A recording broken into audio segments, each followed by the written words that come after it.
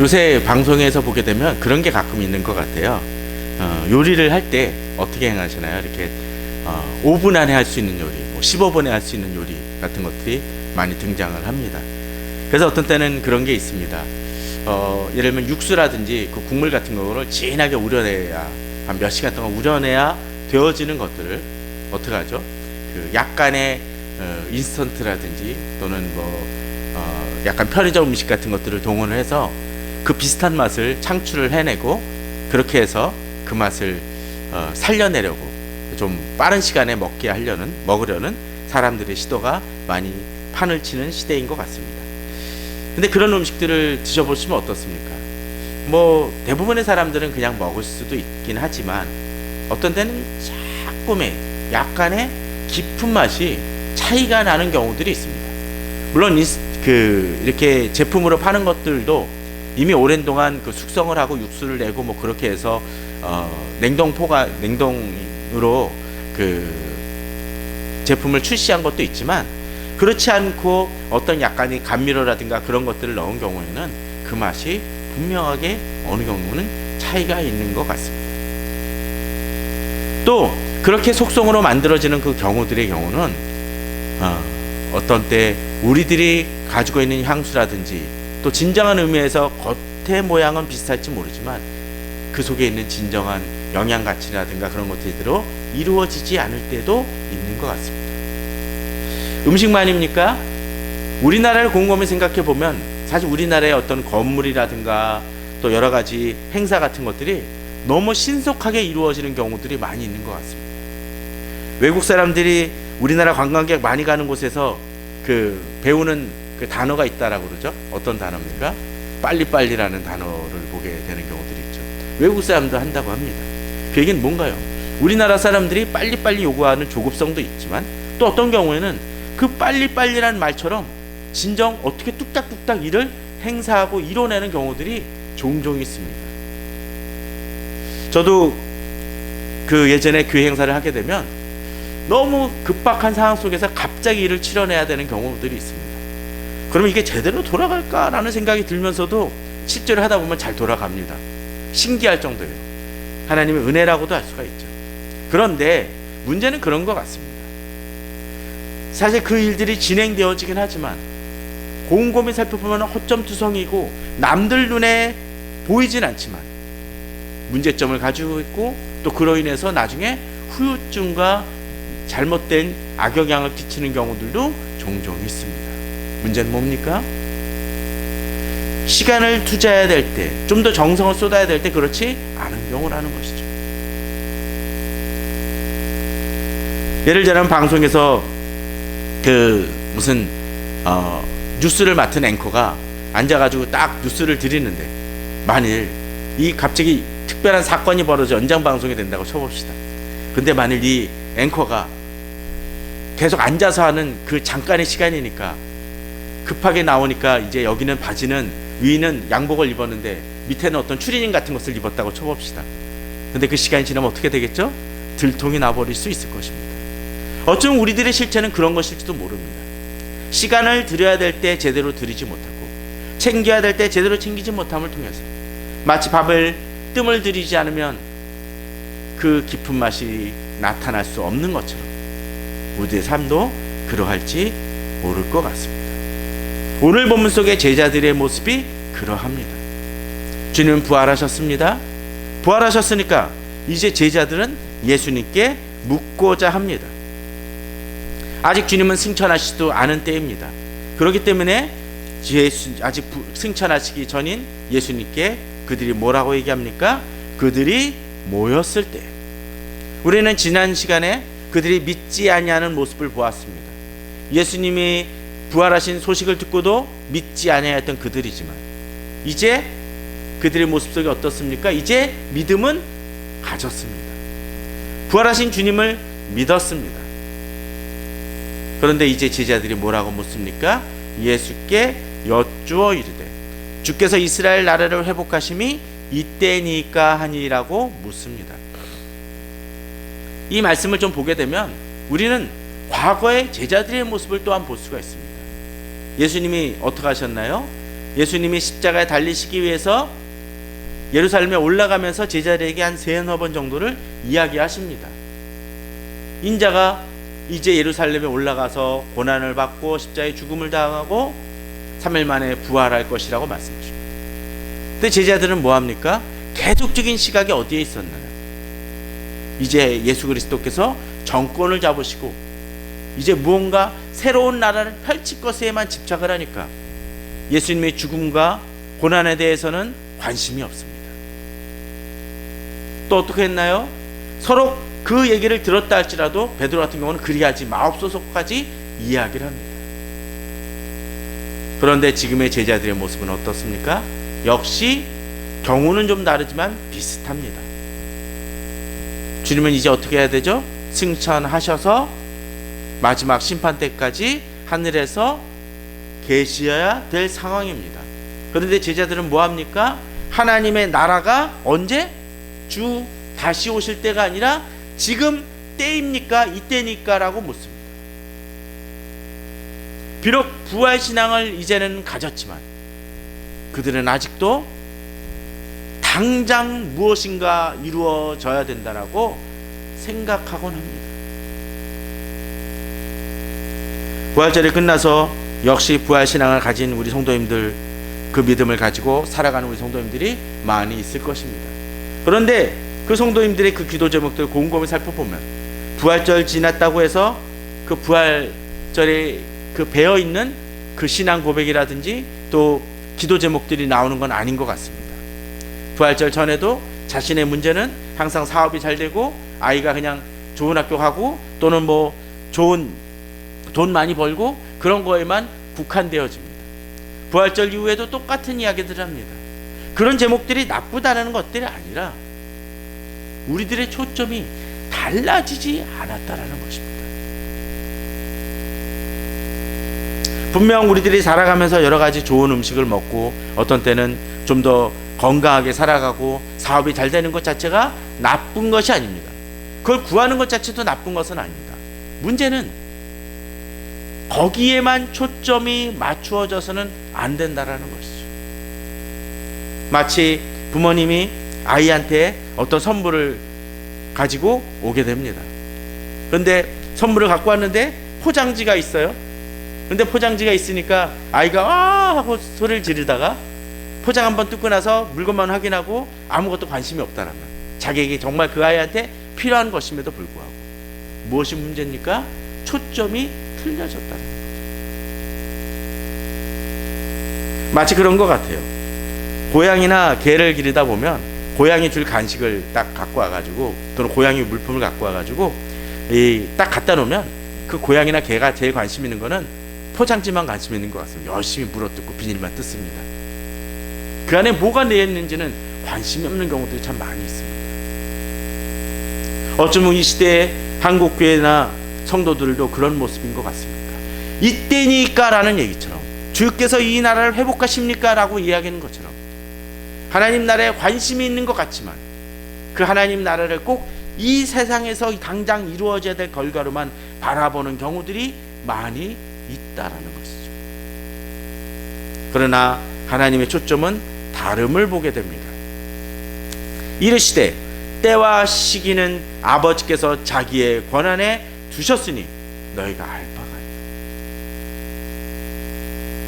분명 하나님 나라는 중요한 부분이지만 그것이 이루어지는 방법은 하나님께 달린 문제라는 것. 우리들은 그 부분을 돌아볼 필요가 있습니다. 하나님의 나라는 분명 우리들에게 중요하고 고대하는 바입니다. 그러나 그 시기에 집착할 필요는 우리에게 없다라는 것입니다. 하나님이 이루실 부분이라는 거죠. 그 시기와 때에 집착하는 사람들이 있습니다. 누굽니까? 많이 그러는 사람들이 이단들이죠. 그 때와 시기만 집착을 합니다. 그러니까 당장 이루어질 때 아니면 예전에 있었던 그 이단들처럼 뭐 1997년, 1998년 뭐 그런 때 2000년 그런 때만 집착을 합니다. 그들은 삶의 모든 것을 집어 던집니다. 물론 하나님 나라를 위해서 모든 것을 거는 것은 중요하고 중요한 그 헌신일진 모르지만 그러나 인간적인 방법으로 그것에 건달하면 결국 그 모든 것은 실패할 수밖에 없습니다. 하나님 뭐라고 얘기하십니까? 하나님의 권한에 두셨으니 너희가 거기에 초점을 맞추고 집중할 필요가 없다라는 것입니다. 그러면 우리들에게 있어서 필요한 것은 무엇입니까? 바로 1장 8절의 말씀처럼 그 나라를 준비하며 우리가 해야 될 바를 주님 안에서 이뤄가는 것이 우리에게 더 중요한 부분이라는 것입니다. 마치 그런 것이죠.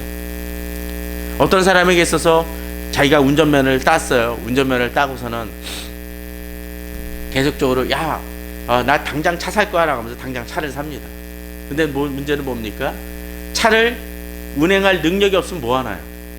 아무리 새 차라 할지라도 곧 사고 나거나 또는 그 새 차가 곧 기스가 나서 새 차라도 새 차 되지 못하는 경우들이 종종 있지 않습니까? 아니 또 겁이 나가지고 그 새 차를 사두긴 했는데 밖에 끌고 나가지를 못합니다.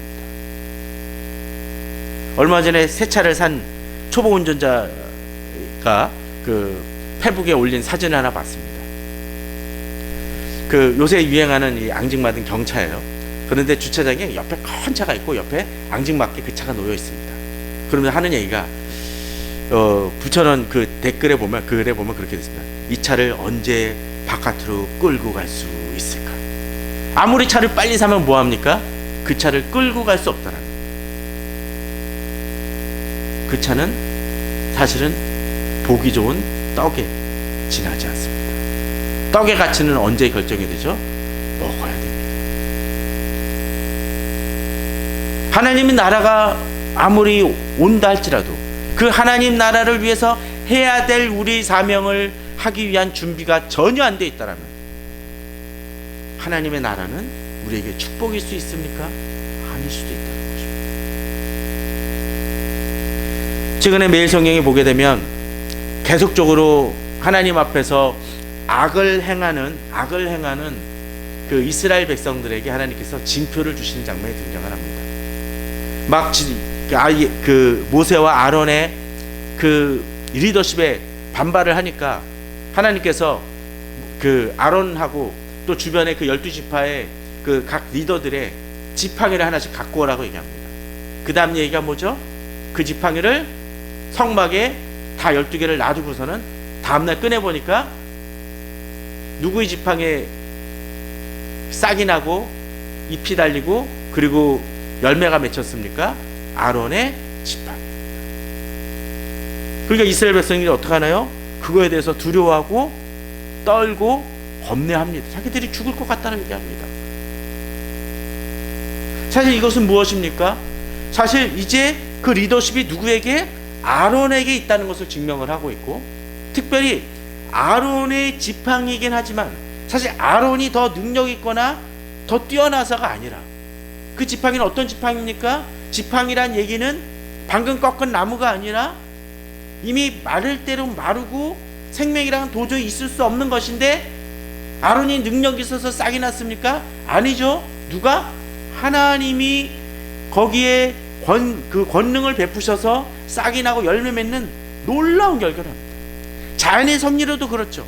서로 이것이 방금 꺾은 가지에서 생명력이 조금이나마 있어서 싹이 나는 어떤 정말 놀라운 일이 벌어졌다 치더라도 하룻밤새 싹이 나고 열매가 나고 그럴 수가 있습니까?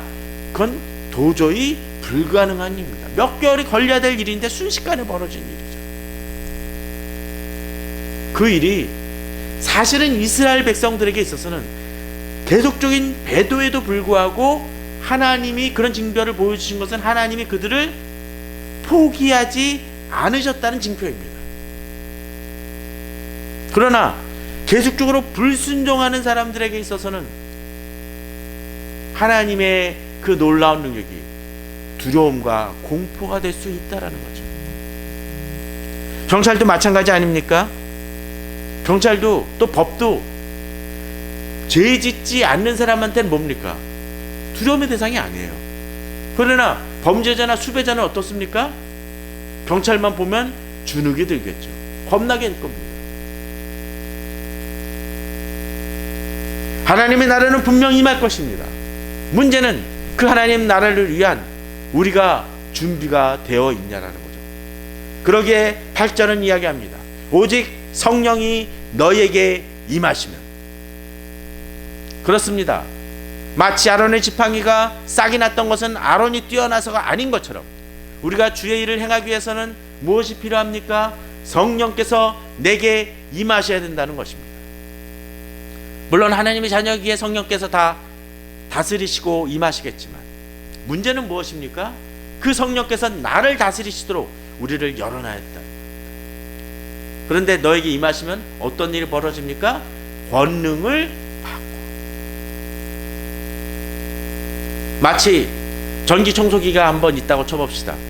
전기청소기 그 전기청소기가 충전이 안 되면 뭐합니까? 안 됐으면 이 청소기는 그걸로도 청소는 할 수 있을지 모를 것 같아요. 열심히 밀면 밀 때보다는 좀 덜 할지 모르겠지만 쓸 수 있을지 모릅니다. 그런데 이 청소기에 전기가 되어 꽂히고 충전이 되어지면 어떡합니까? 엄청난 파워가 일어나죠. 우리들의 신앙도 마찬가지입니다. 우리들이 주님 안에서 하는 일들도 마찬가지입니다. 세상 권세로서 또는 세상의 어떤 학식이나 능력이 아니라 지혜가 아니라 성령께서 내게 임하시면 어떤 일이? 권능을 받음으로 놀라운 일이 벌어진다는 것입니다. 또한 어떻습니까? 그 일은 지금 내가 임하는 요 작은 공간이 아니라 어떻게 해요? 예루살렘과 온 유대와 사마리아와 땅 끝까지 이르러 내 증인이 될 것이라고 말씀하십니다. 그렇습니다. 나는 작은 자에 지나지 않습니다. 그러나 성령께서 임하시고 내게 권능을 부으실 때 내가 상상할 수 없는 놀라운 일들이 이루어지는 것이 벌어진다는 것입니다. 우리에게 필요한 것은 뭐예요? 바로 이 권능을 받도록, 또 그것을 통해서 그 권능을 받고 그냥 머무는 것이 아니라 그 사명을 이루도록 힘써야 될 책임이 우리들에게 주어졌다는 것입니다. 그리고 주님은 어떻게 하십니까? 그들이 성령을 받을 때까지 기다리시는 것이 아니라 이 말씀을 마치시고 승천하십니다. 그리고 구름이 가리워서 보지 않게 된다고 합니다. 그게 뭡니까? 이제 더 이상 예수님 언제 이 하나님의 나라가 임할 것입니까? 묻고자 하는 그런 일들이 이제는 중단되어진다는 것입니다. 전에도 이야기 들었지만 아브라함이라든지 또는 바울이라든지 매번 하나님을 만났습니까? 그들이 수십 년의 삶에서 사실 성경에 보면 여러 번 주님을 계속 하나님을 만난 것 같지만 그것이 아니라는 것을 많이 보여줍니다. 평상시는 어떻게 해요? 하나님을 직접 보지 않더라도 하나님 말씀대로 행해 나가야 됩니다. 우리의 삶이 그렇습니다. 그러기에 어쩌면 주님은 이 시간도 이렇게 얘기할지 모릅니다. 제자들이 뭐합니까? 올라가실 때 제자들이 자세히 하늘을 쳐다보고 있는데, 자세히 하늘을 쳐다본다고 했습니다. 그게 뭡니까? 계속 뚫을 어떡하지라는 걱정도 있었을 수 있을 것이고 놀라운 일에 집착하면서 볼 수도 있을 것입니다. 그런데 천사가 나타나서 뭐라고 합니까? 갈릴리 사람들아 어찌하여 서서 하늘을 쳐다보는가? 그게 뭡니까? 이제 주님 올라가신 거 끝났다는 것입니다. 그럼 뭐예요? 예수님께서 명하신 대로 이제 행해야 된다는 거죠. 예수님이 이제 하늘로 올라가셨기 때문에 이제 이 일은 끝났다는 것입니다. 끝났으니까 뭐합니까? 영화 내렸으면 어떻게 해야 되나요? 극장 밖으로 나가야 되죠. 예배 끝나면 어떻게 합니까? 계속 기도할 분은 기도해야 되겠지만 계속적으로 있을 수는 없겠죠. 다음 어떻게 해야 됩니까? 밖으로 나가야 됩니다. 가정이든 직장이든 우린 사회로 돌아가야 됩니다. 결국 그 얘기는 뭡니까? 이제 주께서 우리에게 부여하신 그 사명을 일어나고 바로 말씀을 통해서 예배 시간에 받은 은혜를 가지고 우리들이 이 세상을 살아가야 된다라는 것입니다. 결국 우리들의 신앙은 바로 그러한 것입니다. 단순히 교회에서 은혜 받는 것도 중요하지만 당연히 우리는 은혜를 구하며 받아야 되지만 그 은혜를 받은 것에서 그치지 아니하고 그 은혜를 가지고 세상으로 나아가야 될 것이고 또 그 은혜를 어떻게 열매를 맺을 수 있도록 노력해야 됩니다. 자, 그런데 제자들에게 이제 주어진 사명이 무엇입니까? 어떤 게 있습니까? 해야 될 게 뭐죠? 제일 먼저 해야 될 게 오직 성령이 너에게 임하시면, 온 유대와 사마리아 땅끝까지 이르러 하는 것은 그 다음 문제입니다. 뭐요? 바로 이 성령께서 임하시도록 해야 된다는 것입니다. 그럼 해야 될 것이 뭘까요? 바로 13절 14절에 의하면 기도에 힘쓰는 장면이 등장을 합니다. 그들은 이제 함께 모입니다. 그리고 다락방으로 올라갑니다. 그리고 여러 사람들의 이야기가 등장을 하고 있습니다. 그런데 사도행전 그 후반에 보게 되면, 특별히 15절쯤에 보게 되면 뭐라고 되어 있나요? 몇 명이라고 되어 있습니까? 네, 120여 명이라고 되어 있습니다. 오늘 본문에 보면 특별히 그 120명 중에서 두 부류의 사람이 등장을 합니다. 어떤 사람입니까? 13절에는 먼저 베드로, 요한, 야고보, 안드레, 막 여러 사람의 이름이 등장을 합니다. 모두 몇 명일까요? 11명입니다. 왜 11명입니까? 또 이들은 누구죠? 바로 예수님의 12 제자들 중이었죠. 그중 한 명은 누구? 가룟 유다가 빠짐으로 인해서 11명입니다. 그 얘기는 뭐죠? 제자들이 다 모였다는 것입니다. 예전에는 어떤 때는 예수님이 부활하시기 전에는 따로따로 모이기도 하고 숨어 있기도 했던 그 사람들, 또 잠깐 어디 나갔다 온 사람들도 있었지만 지금 이들 다 모였습니다. 자, 그 다음 두 번째 부류의 사람들이 등장을 합니다. 누굽니까? 여자들. 그 예수님, 바로 우리가 부활절을 기다리며 시리즈 중에서 봤던 사람들 누구였죠? 바로 예수님을 제자들보다 더 열심으로 쫓았고, 또 예수님의 십자가 죽음 때 같이 있었고, 또 부활하실 때 동참했던 여자들입니다. 그죠? 그리고 그 다음이 재밌습니다. 예수의 어머니 마리아와 예수의 아우들입니다. 제가 이것을 특별히 생각하는 이유가 뭘까요? 예수님의 가족들이 다 모였다는 얘기예요. 그죠? 자, 저는 그래서 마태복음 12장에 좀 주목해 봤으면 합니다. 12장 46절에 보면 이런 구절이 등장을 하죠. 예수께서 우리에게 말씀하실 때 그의 어머니와 동생들이, 바로 앞에서 얘기했던 바로 그들이죠. 아마도 그 아버지 요셉은 이때 이미 사망했던 것으로 추정을 합니다. 자, 예수께 말하려고 밖에 섰더니, 근데 아마도 이때 예수님의 어머니는 잘 모르겠는데 아우들까지 해가지고 이 당시에는 예수님에 대해서 긴가민가 했던 것 같아요. 그렇기 때문에 당신을 드러내려면 예루살렘을 올라가야 되지 않겠냐라고는 그런 얘기도 하면서 예수님에 대한 믿음이 제대로 없었던 것을 보여줍니다. 그 아마도 지금도 어떤 집안 일인지 아니면 그냥 걱정이 돼서인지 또 다른 그냥 나름의 조언을 하고 싶어서인지 밖에 서 있었던 것 같습니다. 그랬더니 한 사람이 얘기하죠. 예수께 여짜오되 보소서 당신의 어머니와 동생들이 당신께 말하려고 밖에 서 있나이다 하니 라고 되어 있습니다. 이미 이때는 어땠습니까? 우리에게 말씀하실 때입니다. 근데 아마 예수님의 어머니나 제 아우들은 자기들이 의견 내는 것이 더 중요하다고 생각했던 것 같아요. 그러자 예수님의 말씀이 좀 충격적입니다. 말하던 사람에게 대답하여 이르되 누가 내 어머니며 내 동생들이냐 하시고 손을 내밀어 제자들을 가리켜 이르시되 나의 어머니와 나의 동생들을 보라고 되어 있습니다.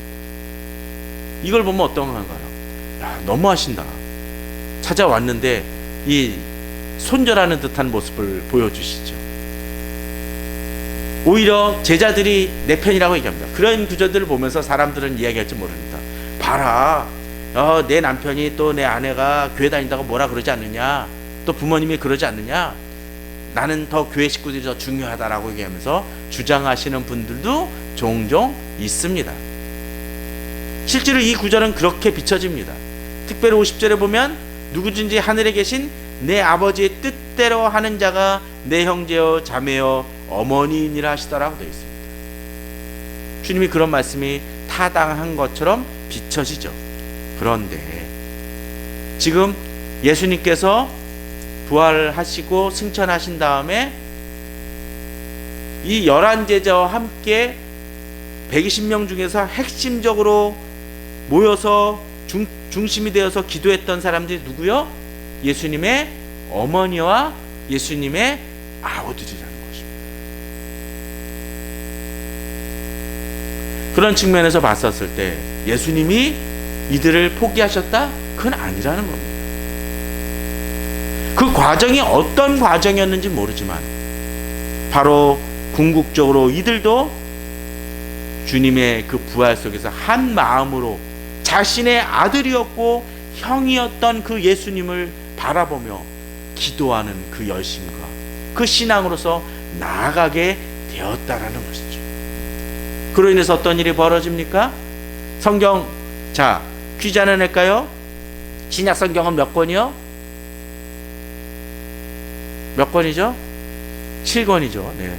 자, 27권인데, 자, 뒤에 서신서들, 성경에 을 쓴 사람 중에 예수님, 12 제자들도 있었고, 또 바울 같은 사람도 있었었고, 또 제자들의 어떤 제자의 제자였던 사람도 있었죠. 누가 같은 경우는. 또 그러면서도 또 다른 사람들이 있죠. 누굽니까? 바로 예수님의 아우들. 특별히 야고보하고 유다가 그러했습니다. 야고보와 유다는 예수님의 제자가 아니라 예수님의 아우입니다.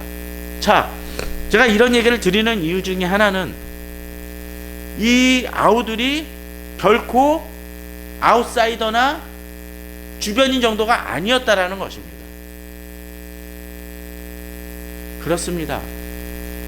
이제 제가 아마 5월 달에는 가정의 달 설교를 할 예정인데 이 시대 가정이 많이 약화되어지고 소홀히 여기지만 가정도 역시 우리 믿음의 중심점이 되어질 때 가장 복되고 아름답습니다. 우리는 그것에 힘써야 됩니다. 어떤 점에서 가정에서 부부는 서로 간에 믿음의 동역자이고 파트너입니다. 그러기에 우리들은 같이 가장 신앙의 힘을 얻어야 될 곳은 어디요? 부부이고 가정 속에서 이루어집니다. 이 시대 사람들은 쉽게 가정을 깨트리고 서로 성격이 안 맞고 서로 간에 문제가 있다고 버리는 이유 중에 하나는 바로 믿음 안에서 서로 제대로 세워지지 않았기 때문이며 진정 그 믿음이 서로 간에 하나 되어짐을 통해서 나의 삶 속에서 역사하는 그런 일들이 없기 때문에 그렇습니다. 그것을 회복해야 될 때입니다. 진정한 우리나라 인구 문제가 해결되어지는 중요한 방법은 사실 신앙 안에서 이루어짐을 통해서 제대로 된 가정이 무엇인지를 깨달을 때 사실 변화될 수 있습니다. 전 그렇게 믿습니다. 문제는 교회조차도 가정에 대한 그런 부분들이 깨어지니까 부모와 자녀의 관계 또는 부부와의 관계, 부모와 또 여러 지체들을, 이웃들을 제대로, 친척들을 제대로 돌아보는 마음이 없으니까 가정이 불안하고 깨어지고 그렇게 깨어짐은 이 사회 자체의 불안과 서로 간의 적대적인 모습으로도 나타날 수밖에 없다라는 것이죠. 오늘 본문처럼 우리는 하나 되어야 됩니다. 특별히 뭐요? 믿음 안에서 한 마음으로 기도하는데 힘쓸 수 있어야 됩니다. 결국 마음을 같이하여 제자들만이 아니라 가족들이 이렇게 함께 기도하고 또 그 중심적인 그런 그룹들이 모여서 몇 명? 바로 15절에 보면 120여 명이 돼서 함께 기도함을 때 어떤 일이 벌어집니까? 바로 성령께서 불같이 임하는 놀라운 일이 벌어지고 이제 예수님께서 오직 성령이 너에게 임하시면 권능을 받고 예루살렘과 온 유다 사마리아 땅끝까지 내 증인이 되리라는 그 말씀처럼 그런 놀라운 역사와 그 사명이 이루어지게 되었다라는 것이죠. 오늘 저는 바로 이 말씀을 붙들고 나아가는 우리가 되어졌으면 합니다. 부활절은 끝났습니다. 그리고 이제 우리는 또 다른 부활절을 바라보며 우리는 한 걸음 나아가야 될 것입니다. 그런데 그것은 단순히 주님 때가 이때니까라는 현실적인 부분에만 집착하는 그러한 신앙이 아니라 하나님 나라를 바라보며 그 하나님 나라를 이루기 위해 먼저 우리가 전제되어야 될 것, 곧 성령 안에서 충만되어지고 그것을 통해서 진정 우리에게 권능이 임하고 그 권능의 힘으로 우리가 교회를 이끌어가고 우리가 이 세상을 싸워 나아갈 때 진정 주님은 우리를 통해서 많은 이들이 주님께로 돌아오게 하시고 또 그것을 통해서 주의 나라가 확장되어지고 또 주의 나라 임할 때 진정 주님께서 언제 오신다 할지라도 주의 상급을 누리고 착하고 충성된 종이라는 하나님의 칭찬을 받는 우리가 되어질 수 있을 것입니다. 그러한 믿음으로 나아가시는 우리 성도님들 되시기를 주님의 이름으로 축원합니다. 다 같이 기도하시겠습니다.